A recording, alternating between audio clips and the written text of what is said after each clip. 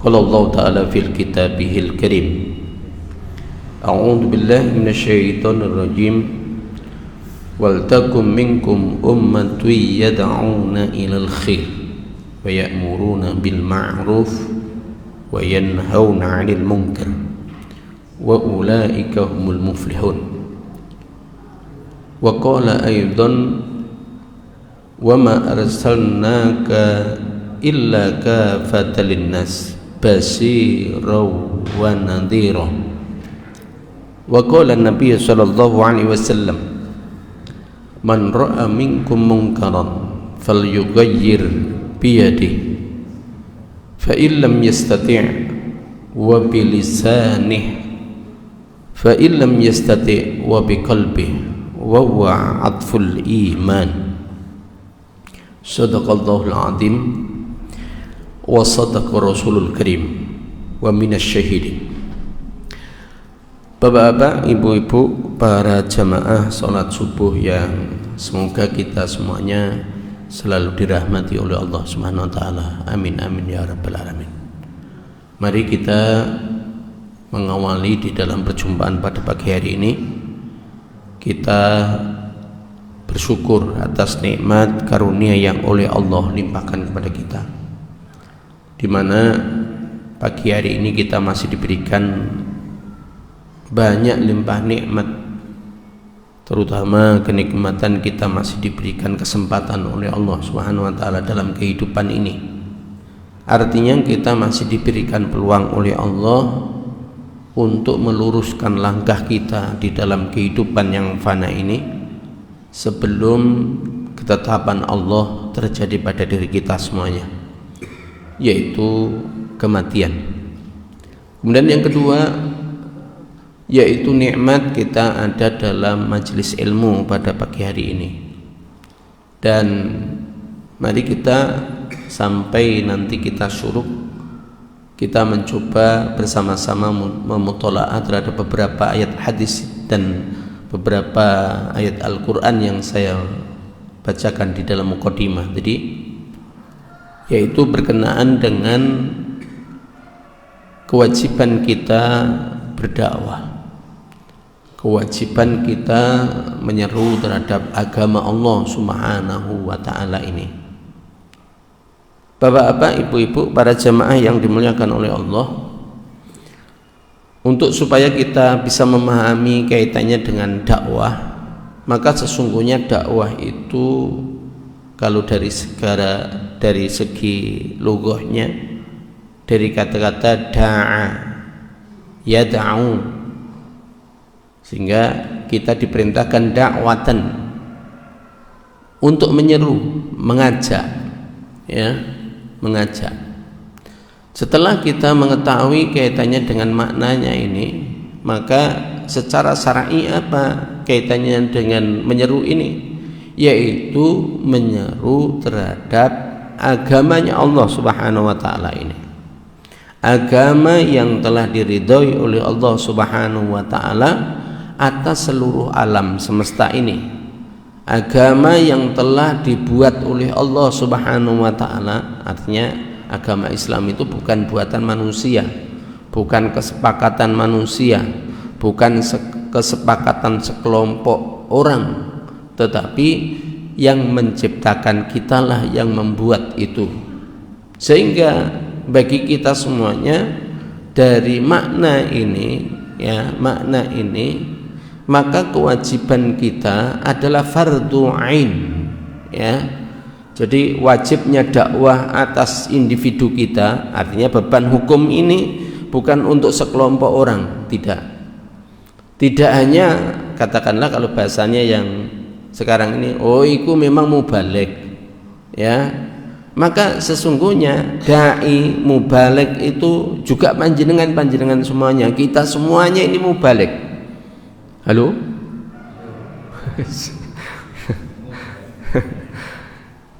Antum semuanya itu mubaligh. Dai itu menyebutkan bahwa pelaku.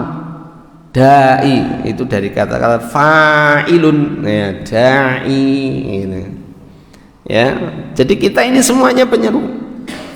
Karena kewajibannya adalah tidak hanya terbebani kepada orang-orang yang mungkin seperti saya sekarang ini, tidak, tetapi karena saya sebagian, artinya bagian dari manusia, bagian dari panjenengan semuanya, bagian dari individu-individu, bahwa taklif hukum, beban hukum ini itu teruntukkan kepada siapapun orang yang mereka itu beriman kepada Allah Subhanahu wa ta'ala untuk menyeru terhadap agama Allah.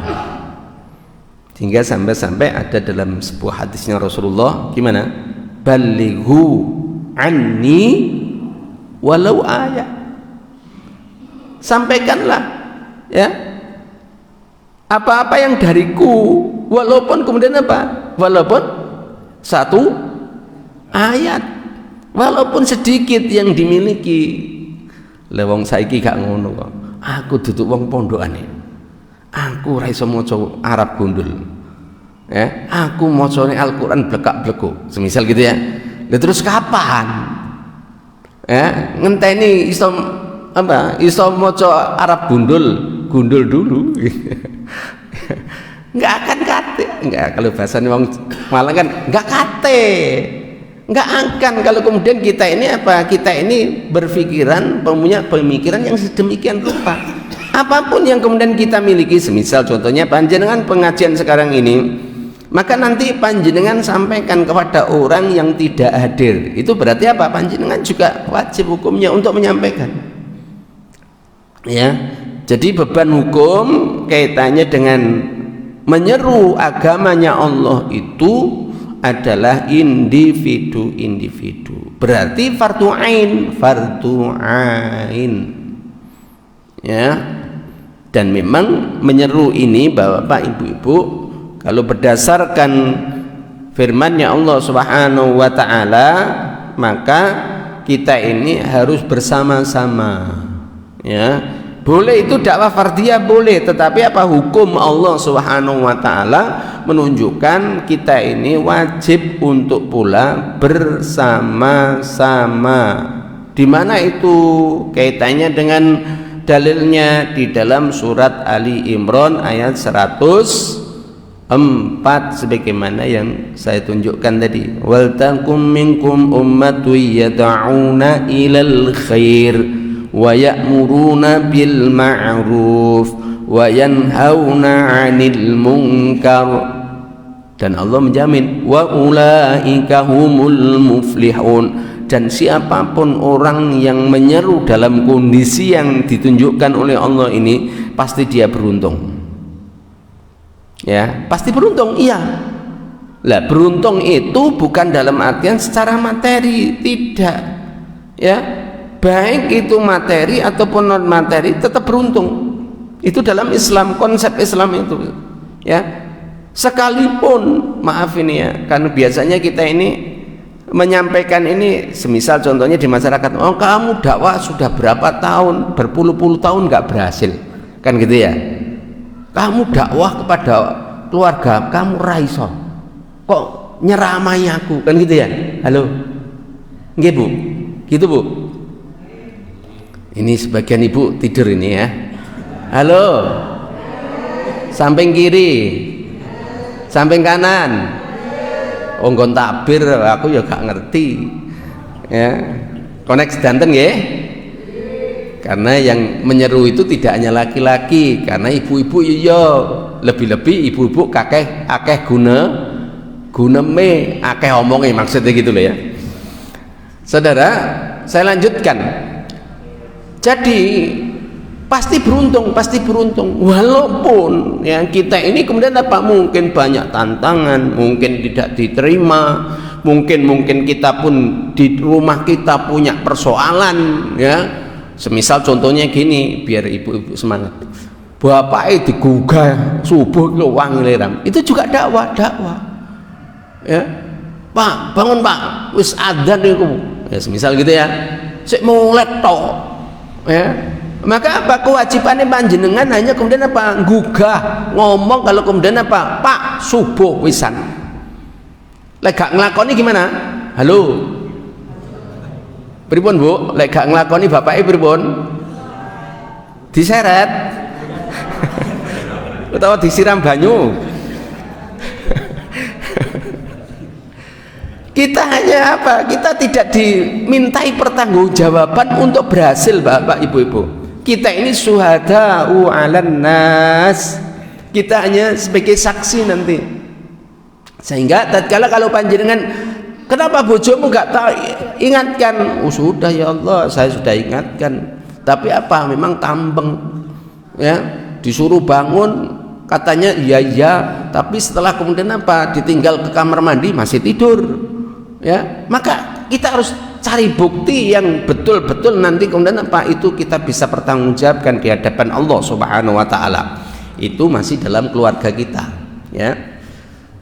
Demikian pula kaitannya dengan anak-anak kita juga begitu, ya. Oleh karena itu saya sering kemudian menyampaikan, jangan sampai kita ini sering ke masjid tapi anak-anak kita biarkan. Halo? Bu, Pak, anak-anak kita jangan kita biarkan. Kalau kita melek, anak-anak harus melek, ya. Kalau perlu kemudian apa? Kita sebelum ke masjid, kalau bapak-bapak ya, anak-anak harus sudah bangun, ya. Kalau perlu kemudian apa? Dibangunkan dan harus kemudian apa? Diwudukan kalau dia belum bisa wudu. Ini apa? Ini nanti suatu ketika Allah akan mempertanyai kita. Kita akan dimintai pertanggungjawaban terhadap anak-anak kita, orang-orang di sekitar kita, ya, masyarakat kita. Maka semuanya itu nanti kita akan dimintai pertanggungjawaban oleh Allah Subhanahu wa taala. Ini jangan sampai kemudian wis pokoke aku ora jarno tonggoku iku nglakoni kemungkaran wis jarno ben dirasa-rasane ben diadab oleh Allah. Enggak bisa begitu. Ya. Maka kita ini harus kemudian apa? Kita ini harus sampaikan dulu. Kalau persoalan kemudian di situ itu mereka tidak ngerespon, ya, tidak mau, atau mungkin lebih-lebih malah dimusuhi. Wong kita ini loh ya, durung dimusuhi ku lho wis sungkan. Halo, lagi ngoten toh? Nyampaikan kebenaran, aku sungkan ya. Sungkan karo sapa? Tonggoku iki jelas-jelas ora tahu nyanggon masjid, nempel masjid lho ora tahu, ora ketok blas irunge. Kita ngetahui dia kemudian apa jelas tidak ke masjid, itu kemudian kalau lewat, Pak jenengan kok nggak pernah ke masjid, itu apa keluh lidahnya. Jangan Bapak Ibu-ibu, panjenengan semuanya itu nanti akan dimintai pertanggungjawaban. Semisal contohnya yang di sini ya, ini sekitar kok pondok, sekitar Masjid Al-Waqar ini siapa ini penghuninya? Nah, nanti panjenengan akan dimintai pertanggungjawaban itu si fulan.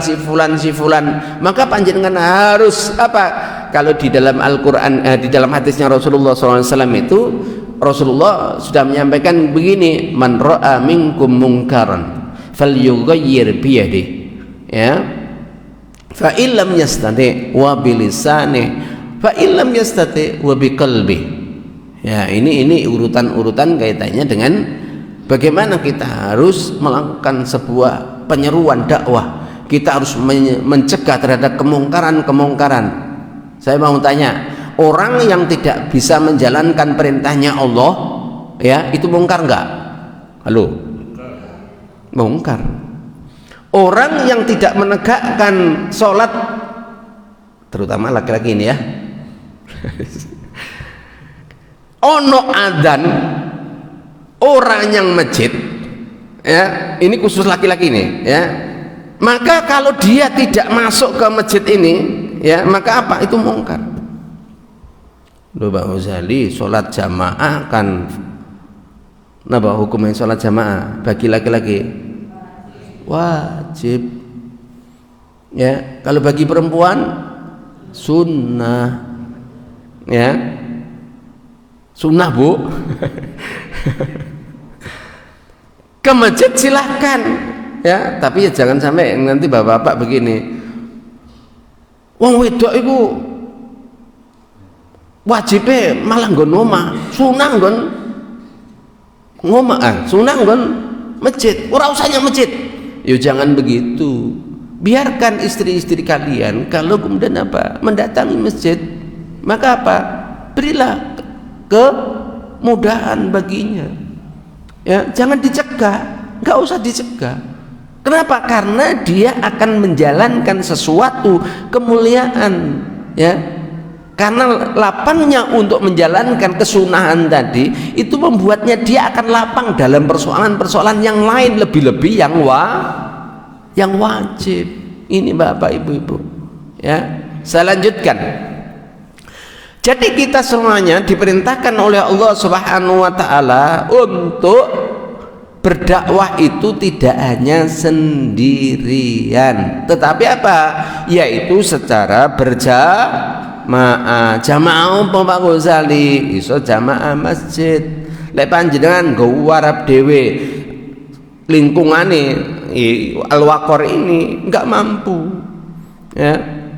Oleh karena itu mungkin tidak mampunya, oh si fulanah ini ketemu dengan si fulan kan, si fulanah, ya, maka kemudian iso alo-alo, ya, Bu sampean kemana kok nggak nampak ini, ya, itu loh Allah memanggil-manggil, oh ibu ono pengajian, ya, bahasanya terserah lah, tapi yang jelas kemudian apa? Mengajak kepada kebaikan di dalam dinul Islam yang hak ini.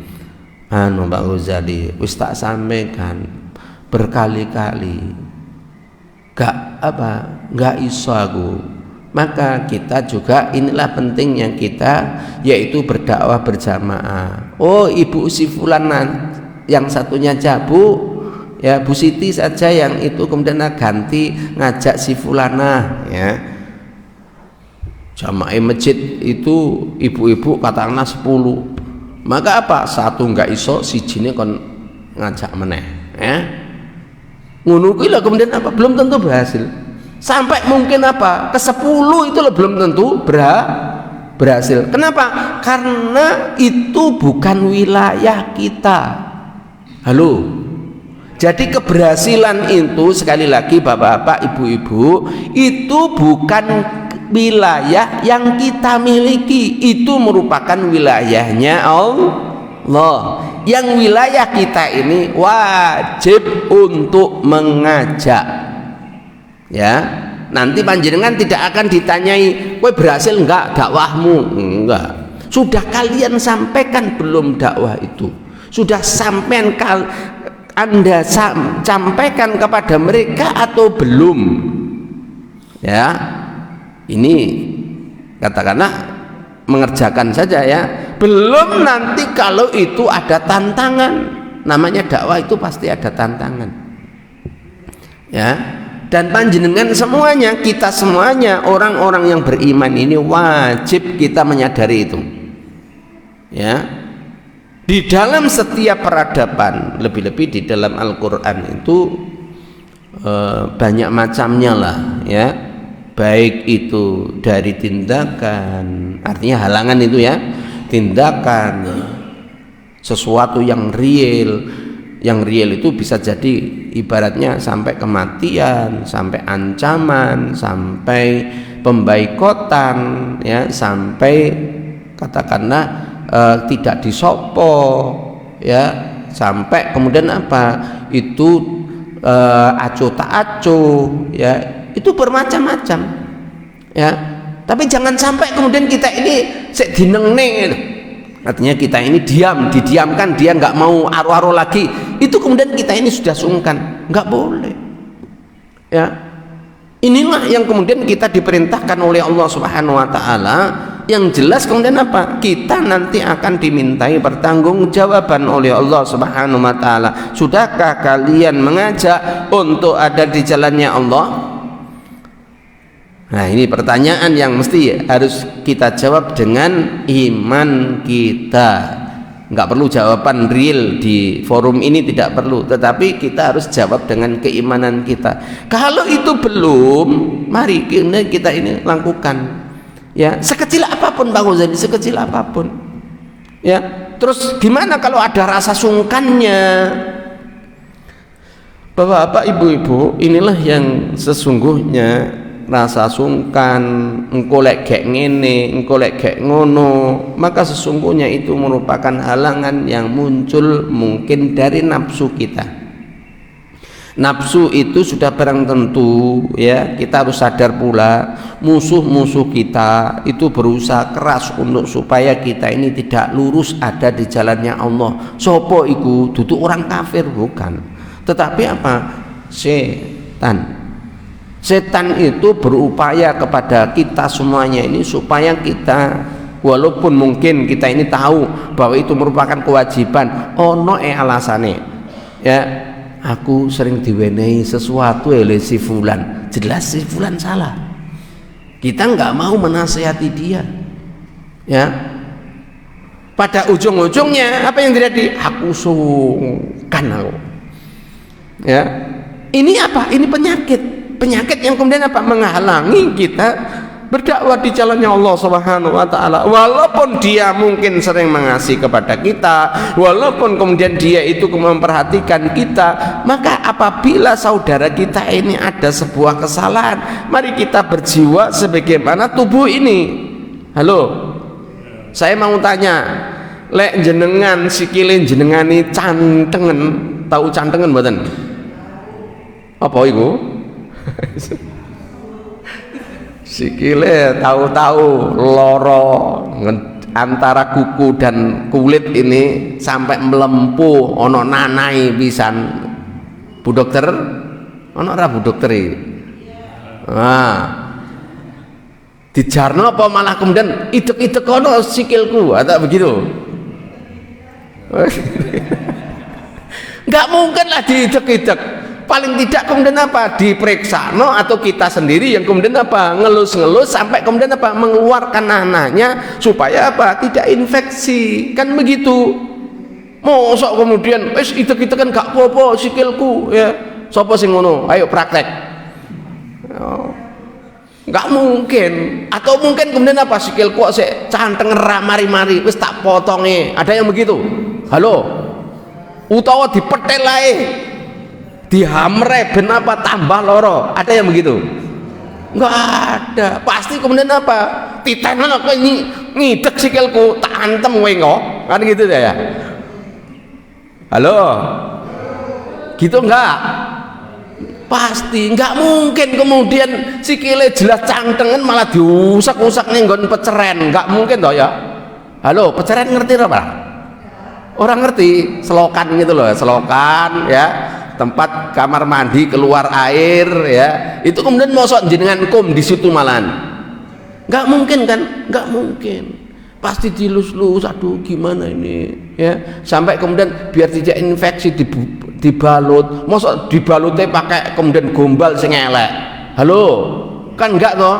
Api kemudian supaya nanti mungkin itu nanai tetap keluar karena mungkin bakterinya banyak, kemudian apa nanah itu terus keluar, ya, itu kemudian nanti blebet untuk kemudian apa? Supaya ataupun kemudian dibersihkan supaya kemudian apa? Terhindar dari infeksi, kan begitu. Artinya apa? Dipipi. Halo, apa? Dipipi. Apa dipipi? Ya, dibersihkan, kan begitu. Begitu sayangnya, iya. Nggak mungkin jenengan sakit kepala, jenengan malah apa? Kepalanya dihammer. Halo. Aku mumet ya ora mari-mari, wes tak geduk ning nggon tembok. Ada yang begitu? Ora ono. Ya. Mari kemudian apa? Kalau kita ini menolong saudara kita, kita ini apa? Ibaratkan tubuh kita. Jangan kemudian kita ini acuh tak acuh. Jarno ae. Ya, jelas-jelas itu membahayakan, jelas-jelas iki lho ana bakterine dijarno ae. Ya poso. Ya, ini Bapak Ibu-ibu. Lah, fenomena yang seperti ini dalam konteks dakwah itu banyak umat Islam yang seperti apa? Peduli atau tidak peduli? Enggak peduli. Ya. Ini Bapak Ibu-ibu, ya. Jadi kesadaran umat ini, ya, ini memang terjadi degradasi Bapak Ibu-ibu, ya. Saya nggak nyuduh siapa-siapa, tapi yang jelas kemudian apa? kita apabila ada sebuah kemungkaran, maka kemudian apa? Kita ini wajib untuk mencegahnya, walaupun itu kemudian apa? Dengan lisan kita. Sudah berkali-kali Pak Ghazali, maka kalau sudah berkali-kali panjenengan kemudian apa? Berdoa mudah-mudahan si fulan si fulana itu tobat. Halo, jangan sampai begini, gurung lakoni, aku gak mampu yo, ya.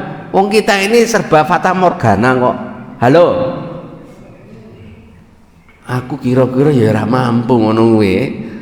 Terus pada akhirnya menengai, ya. Jenengan ingin tahu kalau kemudian menengai, berpangku tangan, apa itu konteks yang ada dalam Al-Quran terhadap sesuatu kemungkaran, kemudian kita ini berpangku tangan. Jelas-jelas itu akan membahayakan umat ini, jelas-jelas itu akan memberikan mudarat kepada umat ini, kemudian kita berpangku tangan. Apa yang kemudian terjadi? Ternyata Al-Quran telah menjustifikasi orang-orang yang semacam ini, ya. Karena konteksnya adalah orang muslim kita, ya. Orang yang ngaku muslim tapi ada kemungkaran diam saja, berpangku tangan, maka apa yang terjadi? Berdasarkan Al-Quran, insya Allah di dalam surat At-Taubah 67 atau 69 gitu ya, coba dicek, ya. Allah menyatakan begini, ya,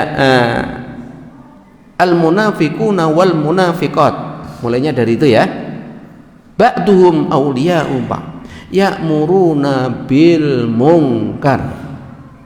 Kok ya'muruna bil munkar Bang Ghazali? Iya, sifatnya orang munafik itu.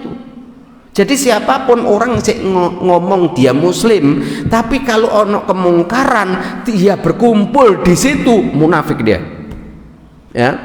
Wa yanhauna 'anil ma'ruf, itu yang kedua, ciri yang kedua. Kalau ada orang mukmin, ada orang muslim, kemudian dia itu ono kemungkaran malah nopo?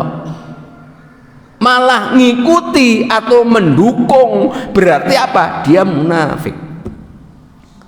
Yang ketiga ini diperhatikan. Kalau ono orang muslim tapi ono kemungkaran atau kebaikan, kemudian dia waya kebiduna aidiyahum, dia berpangku tangan dengan kedua tangannya ini, kemudian apa? Berpangku tangan, tidak berbuat is jarno, pokoknya yang penting aku ora, ya, yes jarno, yang penting aku amale baik. Dia nggak mau, ya sudah, biar dia pun tidak berbuat apa-apa untuk mendakwakan itu. Maka orang-orang yang semacam ini dikatakan munafik, ya. Sopo sing ngomong Pak Ghazali? Al-Quran. Oleh karena itu apa? Ayo Bapak Ibu-ibu, kewajiban kita ini yaitu apa? Mengajak, ya, menyeru, berdakwah. Persoalan kemudian dia diiyakan, alhamdulillah, nggak mau, ya sudah. Artinya apa? Sudah disampaikan. Suatu ketika nanti kita dimintai pertanggungjawaban oleh Allah, maka kita apa? Tunjukkan, sudah ya Allah, saya sudah sekian kali menyampaikan dan saya tidak berhenti walaupun kemudian saya menggunakan apa? Uslub yang lain, teknis yang lain untuk melakukan supaya dia itu mau menerima agamamu. Kan banyak caranya apa? Ngerti tonggone ratau yang masjid, ya, diundang, ya. Biasanya mungkin pengajiannya orang ono panganan, ya, seperti sekarang ini nggak ono panganan, ya. Supaya dia mau ada apa pengajian, maka apa? Diweni panganan, ya. Nah ini harus jadi pemikiran apa? Pemikiran takmir masjid, ya. Diundangi. Jangan sampai kemudian ngundang orang mangan-mangan nggak ono pengajiannya, ya. Ini teknis yang perlu dirubah, ya. Maka disitulah kemudian apa? Disampaikan, oh gak mempan Pak Ghazali, ustawah ini panganan ini, ya. Maka apa? Dengan yang lain. Oleh karena itu perlunya berjamaah itu di situ, ya. Ini contoh di tempat saya, ya. Tempat saya itu kan memulai, ya, 2 tahun ini ibaratnya memulai, ya, dari Abangan. Kemudian dari Abangan itu memang dulu banyak PKI-nya tempat saya itu, ya. Kidul Kali itu jelas PKI, Abang kabeh sampai sekarang masih merah, ya. ujung-ujungnya kemudian apa? Ya maaf ya, ada saudara kita kemudian ada NU, ada Muhammadiyah ya, yang kemudian itu pun kemudian apa? Itu pun kemudian kalau ini lihat lagi ya, ini NU Muhammadiyah gitu ya, itu di mana-mana ya. Maka pada akhirnya kemudian apa? Diundang pengajian ono panganane, tekolah. Itu pun kemudian apa? Itu pun belum tentu kemudian berhasil. Wong jenenge wong ngrungokne. Halo? Wong ngrungokne kadang-kadang kemudian pas mau balik ke dianggap ra enak, sesuk ora teko. Halo? Ngono kuwi, luwe-luwe kemudian apa nyindiri. Disindir teko pisan, disindir oleh mau balik ke sesuk ora ketok meneh. Itulah macam-macam matu dakwah kita. Ya, dan kita harus kemudian apa? Kita harus sadari itu merupakan fenomena sunatullah yang terjadi dalam setiap peradaban manusia. Jadi kalau ada orang yang mundur dari kajian, jenengan nggak usah kecewa, ya. Lu betul ini. Orang nggak mau mendatangi pengajian, maka apa? Wajibnya jenengan kemudian apa? Alok-alok, duduk ngelong-ngelong nih lo ya. Si fulan rata kok apa itu? Memang anu ya nggak siap ya, nah gitu, nggak siap ini dan itu ya, nggak perlu ya, ya disampaikan keutamaan yang ada, kemudian dampaknya yang tidak ada, nggak apa-apa. Ibaratnya begini, anu Pak Uzari, ngunku ini harus pengajian setiap hari, tapi kemudian apa, wong tonggo teparu rata kok ya. Semisal contohnya begini, ini kan suaranya suara halo, suara dalam loh, tonggo teparu rata kok, harus apa? Berpikir tamirnya suara di luar, itu dakwah. Kalau persoalan kemudian anu Pak Uzani wong grebekan piye, wong subuh-subuh kok ana pengajian spekere diunekno. Halo, ini sunatullah Bapak Ibu-ibu. Wong dia mantenan aja sampai cumpleng. Halo, ora ono sing alo-alo. Luwe-luwe kemudian apa? Sekarang ini ono apa itu? Ono musik sing horeg nih, ngantek rontok nih. Iku dijarno ae kok. Ya. Ono seruan yang datangnya dari mic masjid malah iki enggak toleran iki. Halo. Wis bledru neh to. Halo, wis bledru neh ngerti mboten? Salah lagi paham ini. Sing sampai ngerontok nih yang namanya omah dijarno ae, malah kemudian apa? Yang menasihati terhadap kebenaran malah dilokno. Ya. Sing ditanya, sing lok niku wong muslim? Ya muslim. Ya teko yang masjid ora. Ini Bapak, itu sunatullah. Jadi perjalanan dakwah itu ada yang menerima dan ada yang kontra. Halo, itu harus disadari. Sampai kemudian apa? Iki mau balik ora usah. Itu apa? Diundang meneh. Mergane apa? Aku tersindir. Itu juga ada orang yang semacam itu. Ada. Ya, dan itu harus disadari, baik itu takmirnya, baik itu mubaliknya, yang menyampaikan harus sadar. Memang fenomena di dalam dakwah itu pasti ada gejolak. Halo, lek orang no gejolak nggak normal,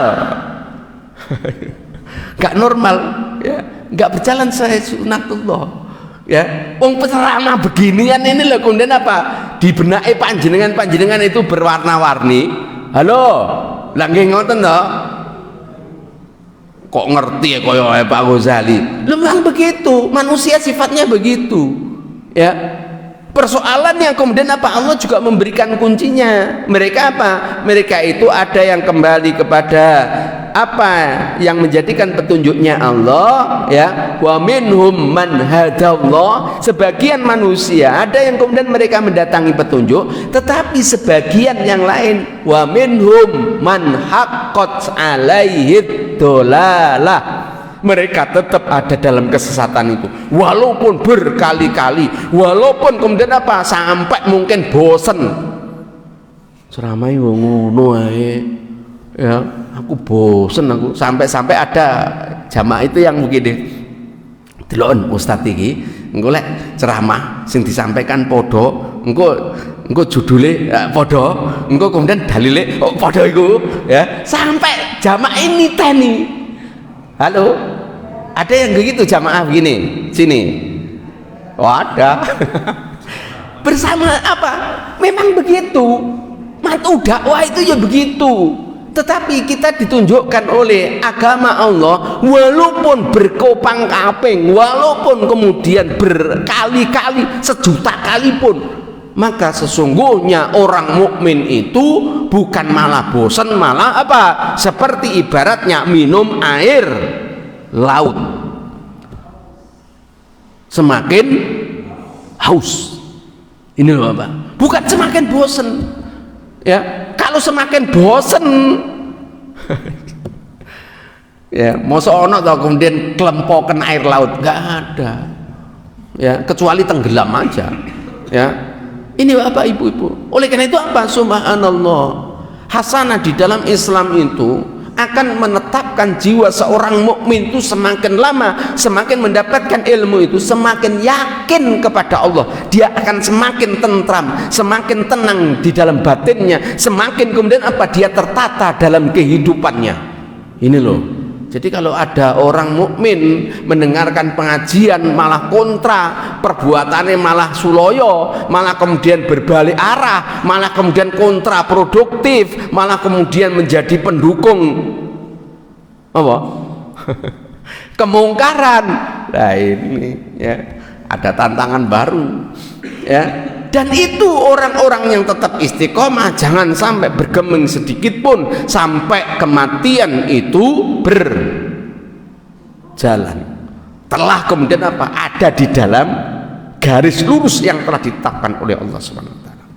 Oleh karena itu Bapak Ibu-ibu, mari ya kita di dalam kehidupan ini jangan menghentikan aktivitas kita di dalam kebaikan. Kenapa?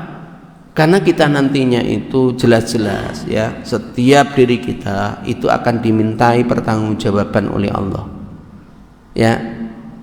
Mari kita sampaikan, walaupun mungkin yang kita sampaikan ini sesuatu yang tidak mengenakan, memang apa? Memang itu yang diperintahkan oleh Allah. Ya. Ada sesuatu yang mengenakan. Jangan sampai begini, yang disampaikan yang baik-baik saja Pak Ghazali, jangan sesuatu kemungkaran, nanti apa wonge gak gelem teko. Wong disampaikan kebaikan ini loh rata kok. Ya, ini loh ya, diajak untuk kebaikan loh ora gelem. Ya, lebih-lebih disampaikan sesuatu yang kemudian apa? Enggak enak. Ya. Luwe gak gelem Pak Ghazali.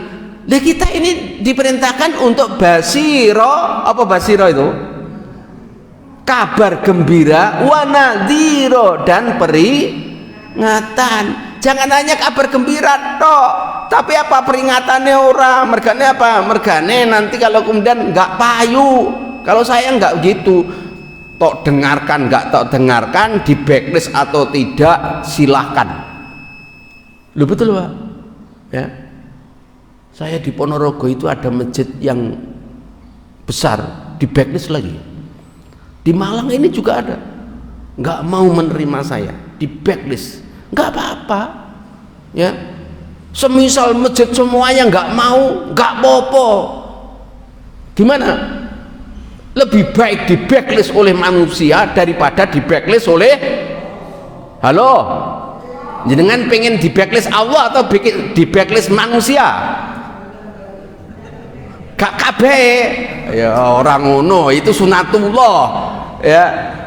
Lebih baik di backlist oleh manusia karena menyampaikan kebenaran daripada di backlist oleh Allah, nggak ono jatai surga loh, jatai neraka ora usah di backlist ya, moro dewe ya.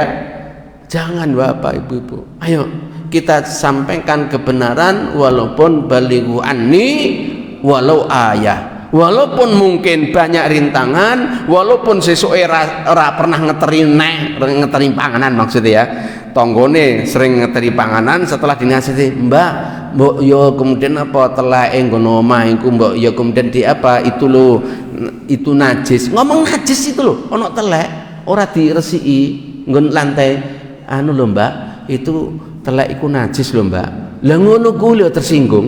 Halo. Tonggo namu Mbak. Iki kok ana telek ya, ingu pitik ya. Ya, ngono ki lho iso tersinggung. Ya. Terus ngomongnya gimana? Iya Bu, iku pitike nyang ndi? Pitike diweni kandang Mbak, ini ben sampai nanti nggak kena telek lencong ya gitu ya. Itu kemudian apa? Karena telek lencong itu najis ya.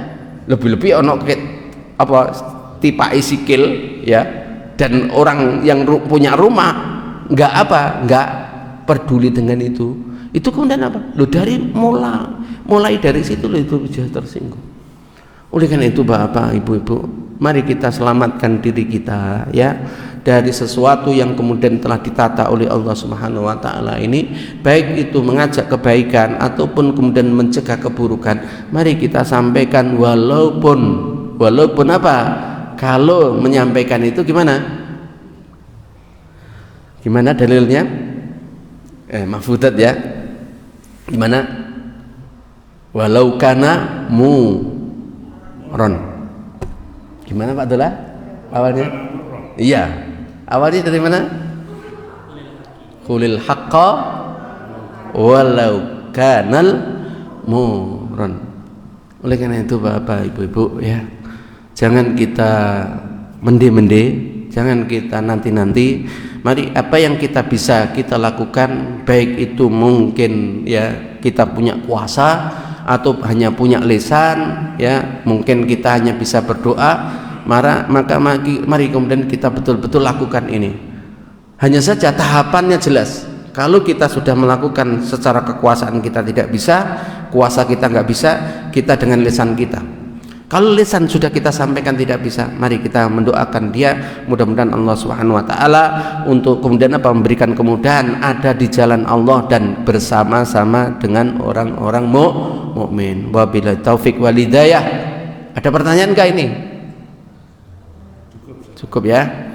Wabillahi taufik wal hidayah wa ridha wal inayah. Subhanakallahumma wa bihamdika asyhadu an la ilaha illa anta astaghfiruka wa atubu ilaik. Assalamualaikum warahmatullahi wabarakatuh.